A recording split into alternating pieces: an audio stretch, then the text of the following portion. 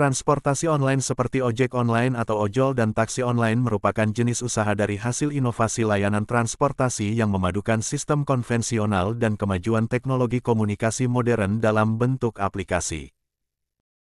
Sebagaimana layaknya sebuah inovasi, layanan transportasi ini tentunya memberi keuntungan bagi masyarakat, terutama dalam peningkatan pelayanan dan kemudahan dalam mengakses sarana transportasi.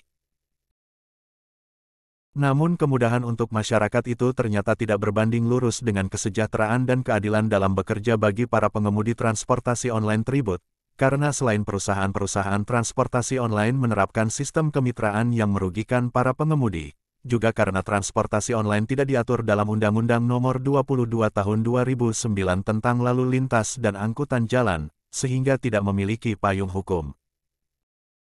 Dan tak hanya itu, Undang-Undang Nomor 22 Tahun 2009 tentang Lalu Lintas dan Angkutan Jalan juga tidak mengatur motor sebagai moda transportasi angkutan umum.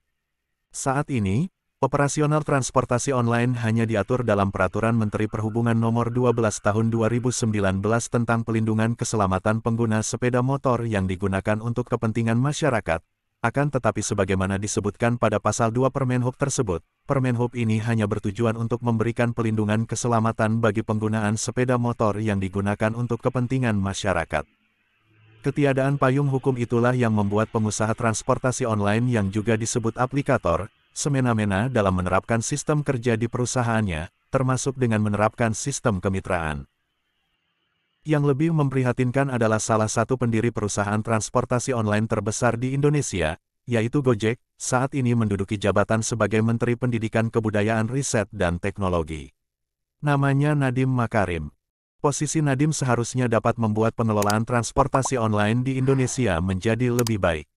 Apalagi karena hingga saat ini Nadiem masih memiliki saham di Gojek. Ada fakta yang sangat mengerikan bagi bangsa kita. Selain memang barangkali beberapa guru kita masih tidak jadi dengan baik, sekarang ada yang namanya ojek online. Bapak bayangkan ada mungkin 6-7-8 juta orang di Indonesia memproduksi secara ekonomi ratusan triliun. Tapi ditanya undang-undang apa yang melindungi kamu? Tidak ada. Undang-undang apa yang melindungi bisnis kamu? Tidak ada. Jadi bangsa ini zolim terhadap orang, dan itu harus kita masukkan nanti dalam Omnibus Law itu. Perpu itu yang kayak itu yang dimasukin, bukan anak-anak itu. Jadi Pak, ya maaf kan, ini kan sama-sama manusia juga. Kita harus fair, kita membela siapapun. Mereka bekerja bisa 15, 16, 18 jam, 16 jam, itu biasa. Dan bawa pulang ke rumah paling cuma kita kerja 8 jam Jakarta ini. Jadi banyak agenda yang harus kita kerjakan. Mungkin di sini ada Kadin, ya. Kadin ada mitra, ada mitra kan antara ojek dengan aplikator. Tapi mitra yang sangat timpang, yang satu sangat kuat, yang satu sangat kuat. Jadi ini undang-undang harus dibuat. SPSI berinisiatif untuk memastikan perlindungan bagi ojol di tanah air ini.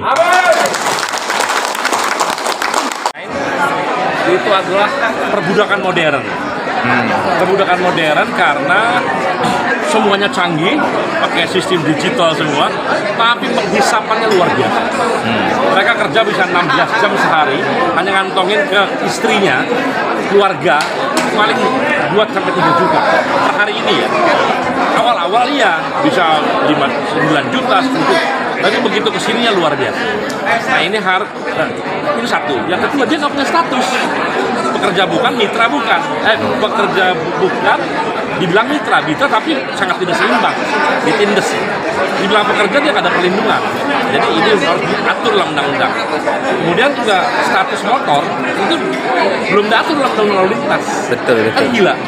Motor statusnya nggak diatur undang-undang lalu lintas.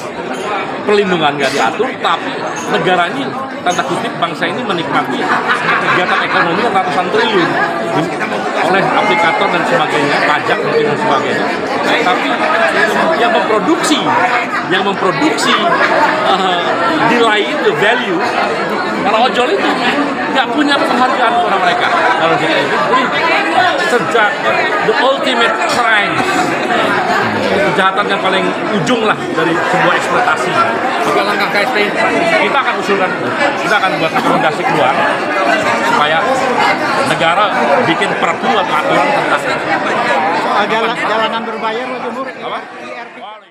Ini sebenarnya sama dengan konsep dulu taksi. Jadi ada semacam pengelabuan hukum di mana mereka bermain-main dengan kata mitra. Padahal mereka sebenarnya adalah pekerja juga, mereka buruh juga. Jadi harus pemerintah tegas sepanjang ada di sana konteks pekerjaan, ada konteks perintah, ada konteks upah. Mereka adalah pekerja dan mereka dilindungi oleh undang-undang yang sama. Jadi hentikan praktek manipulasi hukum di mana mengelabui seolah adalah mitra, padahal mereka adalah pekerja. Yang akhirnya mereka tidak dapat perlindungan, mereka nggak punya konteks di mana undang-undang mengatur mereka, dan kemudian mereka seolah-olah dilepaskan tanggung jawabnya.